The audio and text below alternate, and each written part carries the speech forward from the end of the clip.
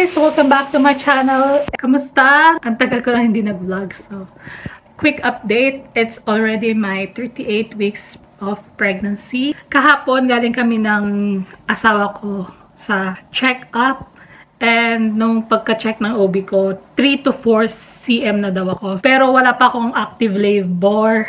Bale, mga mild contractions lang. Pinauwi kami ng OB ko pagka nagkaroon ako ng active labor, tsaka na ako pupunta na hospital. Nagkaroon na rin ako ng onting spotting, bleeding, mild contractions. Nag-ready na kami kagabi ni Jaylord ng mga gamit. It's already 10:22 a.m. in the morning. Dami kong iniisip kasi meron akong reporting sa class today, and then after noon meron akong prenatal class ng 11:30.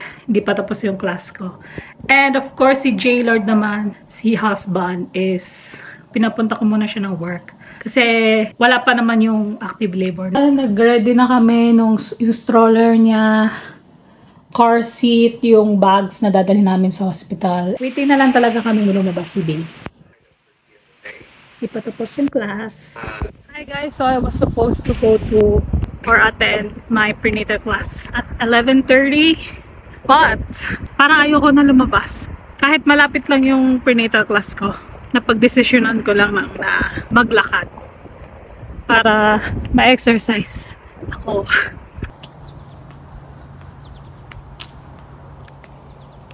Naman malayo yung lalakarin ko. Malapit lang naman, dito lang naman sa street, neighborhood. After, sige, few laps, babalik na rin ako. Kasi pag pumunta ng hospital, baka pauwiin lang din ako eh. Ayoko masyadong magtagal doon. Let's try and exercise na lang muna.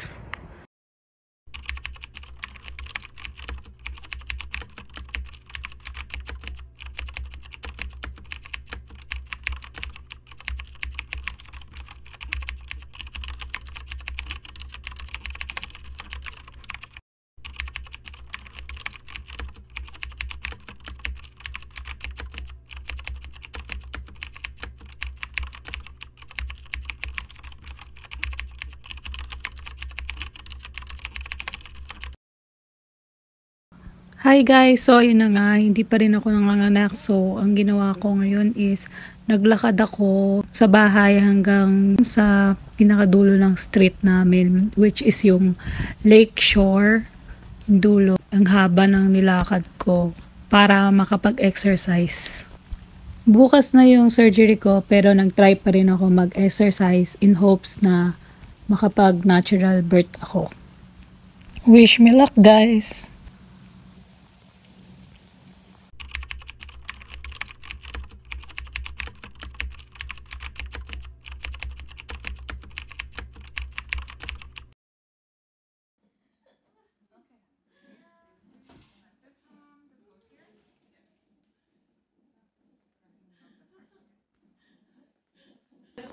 It's still attached to the cord, okay? Yeah. So just, yeah.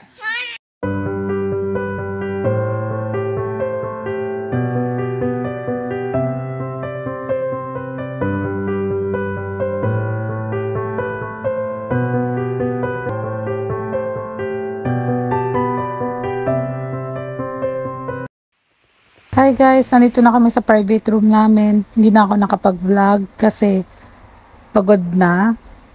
Wala pala kami binayaran sa hospital kasi free healthcare naman dito sa Canada. Lahat ng checkups ko, yung mga laboratories, lahat libre. So, praise God. Nag-upgrade lang kami ng private room para may privacy kami. Di pa rin kami makapaniwala na normal delivery ako hours before ako ma-CS. Grabe talaga si Lord, no? Siya talaga yung nagtatakda ng lahat. Siya talaga yung nasusunod, hindi yung doktor ko o ako or yung asawa ko. Thank you Lord for the gift of life. Thank you Lord for giving us baby Gianna. Finally, after 3 to 4 years namin paghihintay, finally, meron na kaming baby. Sobrang perfect talaga ng timing ni Lord. Grabe talaga, sobrang amazing ni Lord. Paminsan, tinetest niya lang tayo kung isosurrender natin yung will natin sa Kanya. Pero once we surrender our lives to Him, He will truly amaze us. Sobra-sobra yung blessings na ibibigay niya. Ang galing nga guys kasi 5 to 10 minutes lang ako umire. Sabi nga ng mga nurses sa amin, para lang kami nag-drive-thru eh. Glory to God. So, ayun lang guys, no? Enjoy the rest of the video.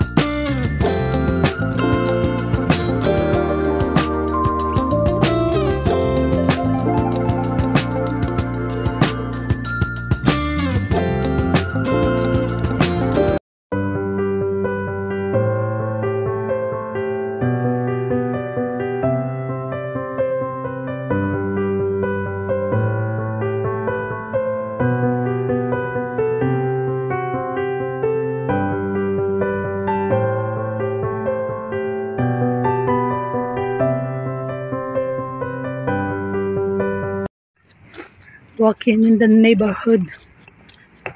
Love it. Thank you, Lord. Hello, guys. Hello, guys. Mahal. Hello. We're walking.